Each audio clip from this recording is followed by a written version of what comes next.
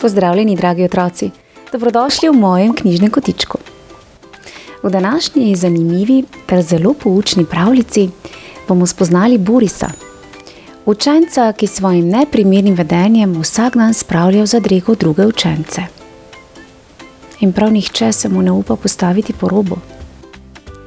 A nekega dne se vse spremeni in to na bolje. Zanimivo, kaj ne? Sedaj pa predlagam, da se vsi skupaj udobno namestimo in prisluhnemo pravljici z naslovom Pa kaj?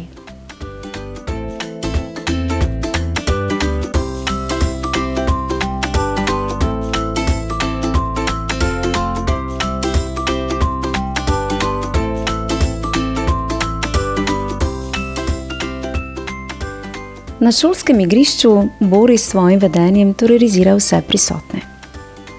Vsak dan se zdira nad drugim učencem. Tudi to jutro ni nič drugače. Približa se Tilnu. Hej, iz usti smrdi, mu reče.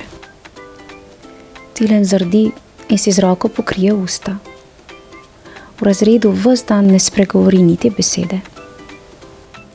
Učiteljica se zato jezi nanj. Ne razume, zakaj molči, namesto da bi odgovarjal na vprašanja. Toda Tilna je preveč sram in o tem ne želi govoriti.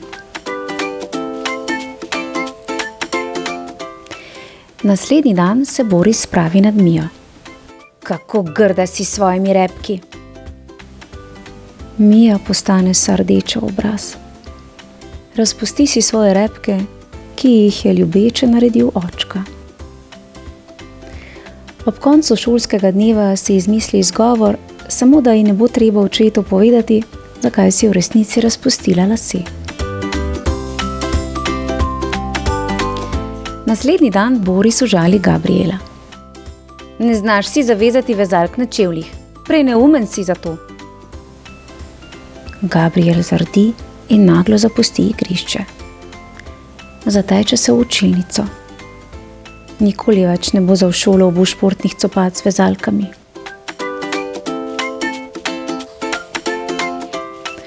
Naslednji dan se Boris norčuje iz Julije. Hej, tvoja očala so smešna. Julija zaradi sramu sname očala in jih pospravi v žep. Zdaj je nemogoče, da bi lahko brala knjigo ali videla na tablo. Res škoda. In noče si jih več nadeti. Sledijo Tadej, Irena in Laura. Z vsakim od njih Boris postaja bolj in bolj zloben. Vse do dneva, ko na šolo pride nova učenka. Pavla, vsa nasmejana, pride na igrišče, kjer se iz oči v oči znajde z Borisom. Hej, tvoje pege so čudne. Fuj, fuj, fuj. Vsi učenci zadržijo svoj dih. Le kaj bo zdaj naredila nova deklica? Pa kaj? Ga vpraša Pavla in ga pri tem gleda naravnost v oči.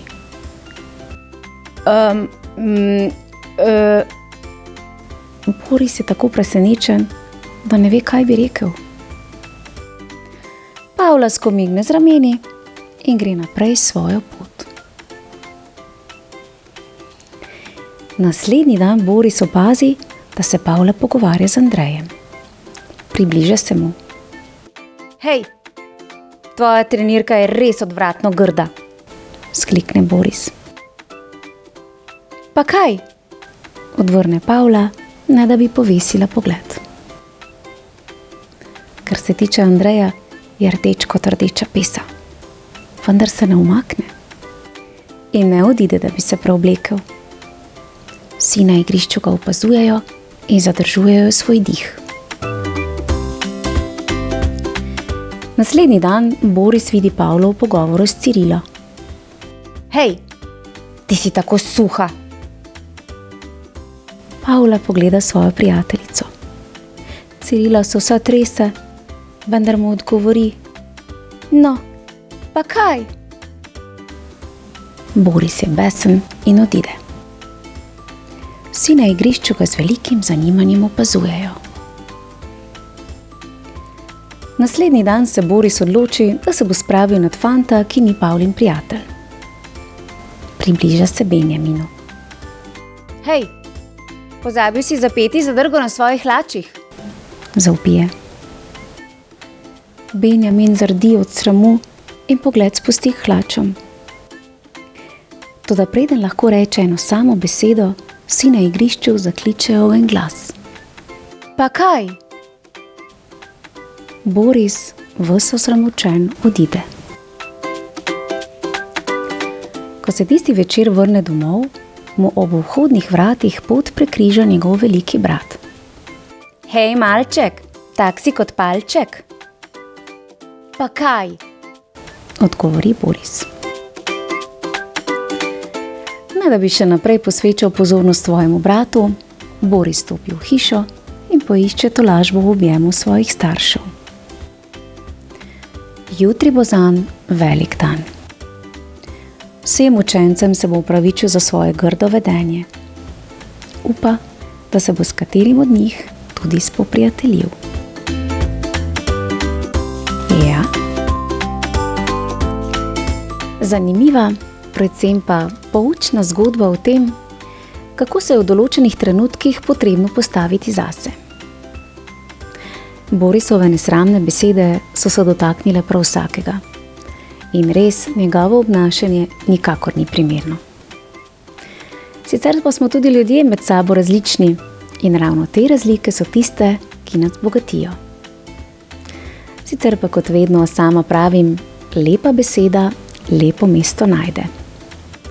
In na tem mestu moram Borisa tudi pohvaliti za pogumno odločitev za opravičilo vsem otrokom, ki jih je s svojimi besedami zelo prizadel.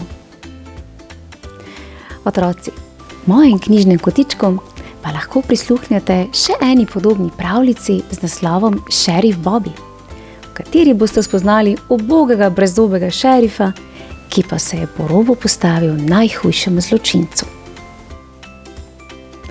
Lepo se imejte, dragi otroci, bodite strpni ter prijazni, predvsem pa srčni. Že kmalu pa se spet poslušamo. Čau, čau! Ja, bravo, Pavla.